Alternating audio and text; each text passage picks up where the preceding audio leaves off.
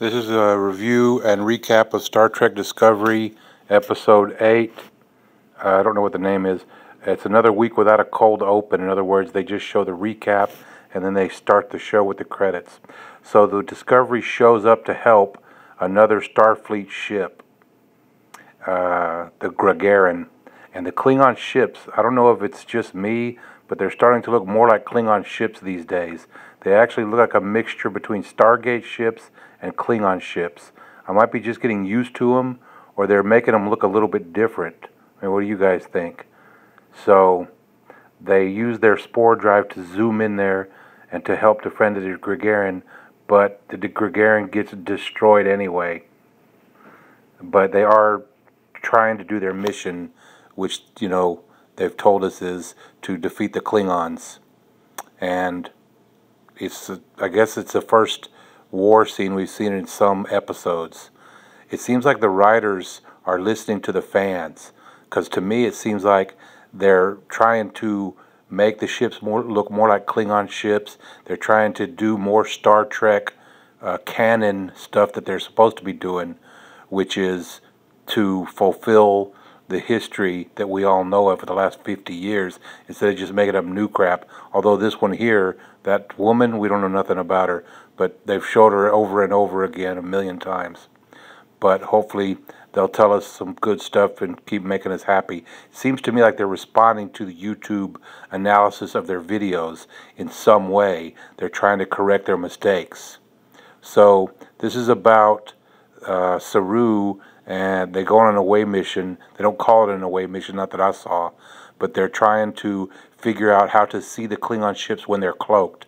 Now what the Klingons are doing is, that one that survived, he's telling them, join my fleet, join my, fighting honor, and I will give you the cloaking technology if you join my band or whatever.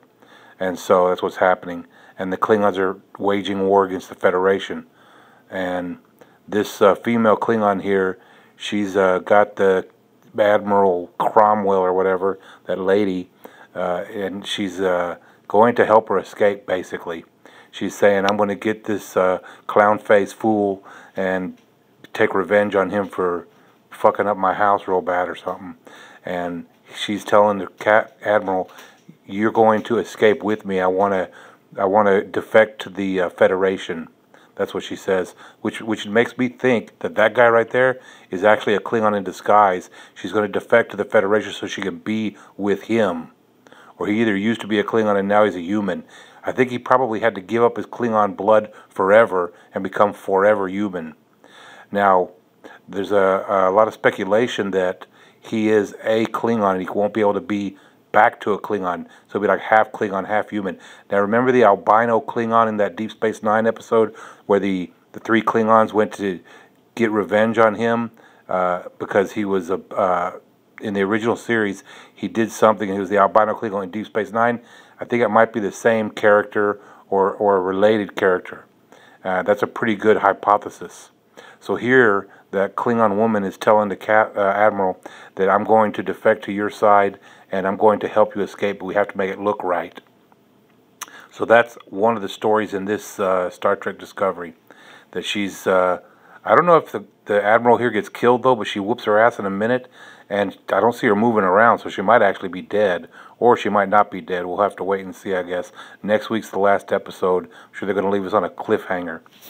Now, they're trying to talk to these like spore creatures on this planet, and Saru can communicate with them, and it makes Saru go crazy and be like, I don't want to be scared anymore, so I'm going to just stay here on this planet and stuff like that. It's really weird.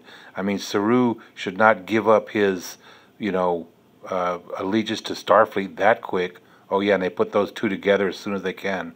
They're kissing again in this episode. So when Stamets uses himself for the spore drive, he calls her captain. He calls Tilly captain, which is weird. Must be from an alternate universe or mirror universe situation. He calls her captain, and she's obviously a cadet. So that's really strange. It's a breadcrumb Easter egg type thing. Now, this is where she tells her Admiral, I want to defect to the Federation.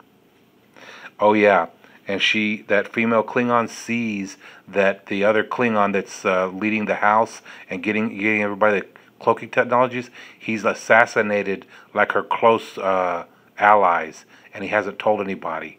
So when she sees that, she gets real pissed off. That's kind of near the end of the episode. This is where Saru gets all crazy and decides that he's doesn't want to listen to Starfleet anymore or something, and Burnham has to basically shoot him and fight with him to get him under control. Oh yeah, it's right here. He feels all at peace because all of his life he's been scared, a scared coward, never having a moment of peace. But right there he's got it. So in the end, that these little spore creatures are not going to be able to, well, I don't know if they're not going to be able to, but they don't help them decloak the Klingon ships. What they do is they alert the Klingons that the Federation is here, so come over here and get them, basically, is what happens. So in the very end of this episode, Burnham is like, no, we defused the spore situation on the planet, and it's set to decloak Klingon ships. All Klingon ships that are cloaked within this certain radius, now we can see them. And then Captain Lorca's like, no, you screwed up, girl, and now the Klingons are on their way to kick our ass. That's what happens. Overall, I thought this episode is more and more like Star Trek. I'm not thrilled with it. I really like last week's episode with Harry Mudd in that time loop. Was a lot better. The best episode of the season. This is the third best episode of the season. Or the second best. I'd put this behind the Mudd episode. What do you think? Make your comments below, and also subscribe. I'm going to be doing content every few days, whatever I can find on Star Trek and the Orville. Star Trek's been renewed for a second season, but I think it was probably always given 2 seasons because that's what their plan was. It's also really expensive to make, but it looks fantastic. The Orville looks great too, though. I like both of them. So basically, Saru is almost a backstabber in this episode. It's really, really shocking that he would turn on Starfleet so fast and act like he doesn't want to be there to help Starfleet. He wants to just like be peaceful and cowardly stay on the planet down there where the little spore thingies are. Basically, they're followed up on the Klingon War in this episode, and this is a Saru episode where we see what a coward he is. Right there, he had to fight with Burnham, and she had to basically whoop his ass and get him to be in control and stuff. I didn't see any. The next episode must be the mirror episode, episode 9, and they added episode 9 later. They said it was going to be 8 episodes, and then about a month ago, CBS announced that, oh no, we're going to make it 9 episodes for the first half of the season. So sort of next week is like an extra episode they threw in, I guess. So they go back to the ship from the little spore planet, and we find out that the little spore things are not going to be able to help decloak the ship, but it was basically made a trap, so the Klingons are going to come over and fight with them. And Ash Tyler and Burnham are really developing a relationship where they care about each other, and we see what a little backstabber Lorca is. He's always like, oh no, I don't want to help Cromwell, that Admiral lady, and anything. So yeah. Write your comments below. We'll see what happens next week. What are your predictions?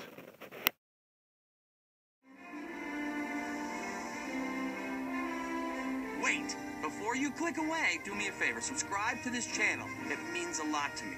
Well, not really, but it means a lot to someone, I'm sure. Also, if you like what you just watched, you can see even more content on the Fox Now app. Don't say I ever gave you nothing.